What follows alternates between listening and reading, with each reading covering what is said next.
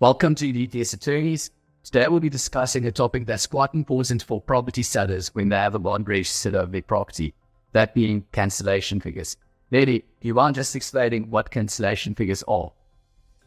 Okay, cancellation figures applies when there is a bond registered in the property that the seller is selling. And that will mean now that there is any termination of the bond. So when we receive a taxpayer and there is an existing bond, we first have to make contact with the bond holder to request for the cancellation figures. Once we receive the cancellation figures, then the transferring attorneys will be in a position to draft their guarantee requirements. Why would there sometimes be a difference between the cancellation figure and the amount that's outstanding on the bond if you look at your bond statements? Okay, the cancellation figure is basically the settlement amount. It does not necessarily mean is the outstanding amount, because remember, when the person is paying their bond, subsequently they will get their bond statement which will show their outstanding balance. But now it differs when they are cancelling that bond, because that will include interest and the termination penalty fee and of intentions and other fees that the bank may have deemed to charge. Okay, thank you. Do these cancellation figures change over time? So if it comes closer to registration, that the amount could be lesser? Yes, because remember there is an early termination penalty fee, which is usually 3 months installment. So if we register, let's say in the second month, the figures will reduce by 1 month. And also, if the client is paying their installments, the outstanding balance will also reduce the figures. Okay, so you're busy making payments and these figures are reduced.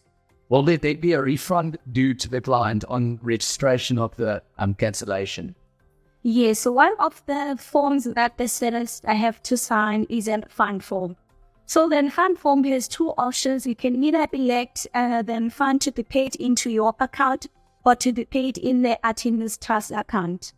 Then when the adjustments have been done after registration and the bank has calculated all the amounts due to you, then the refund will be paid over to you. But it is not paid immediately after registration because the bank has to do adjustment on their side. Usually it takes 7 days for them to pay the refund. Okay, and you mentioned earlier the interest. Is there a way sellers can avoid paying this?